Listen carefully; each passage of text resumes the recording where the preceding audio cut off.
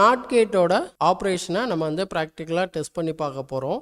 So not gate அப்படின்றது ஒரு இன்வெர்ட்டருக்கான ஒரு கான்செப்ட். இன்வெர்ட்டிங் அப்படின்னு சொல்லுவோம். 0னா 1, 1னா 0, அதுதான் நாட் கேட்டோட ஆப்ரேஷன். 7404 அப்படின்னு சொல்லக்கூடிய அந்த ஐசி தான் நாட் கேட் ஐசி. ஸோ இந்த இடத்துல 7404 அப்படின்னு சொல்லிட்டு இங்கே என்ன இருக்கும் அப்படின்னா ஐசியில் பிரிண்ட் பண்ணியிருப்பாங்க.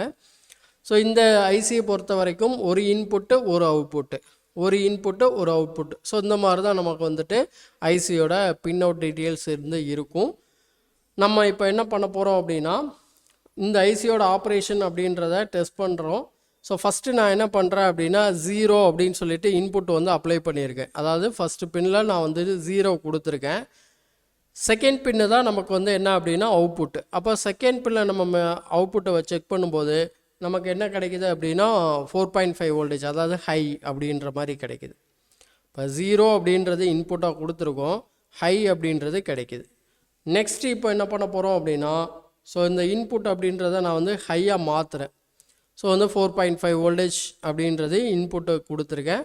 அப்போ நமக்கு கிடைக்க வேண்டிய அவுட்புட் என்னவாக இருக்கும் அப்படின்னா 0. ஸோ அந்த இடத்துல நமக்கு வந்துட்டு 0 அப்படின்றது கிடைக்கும்.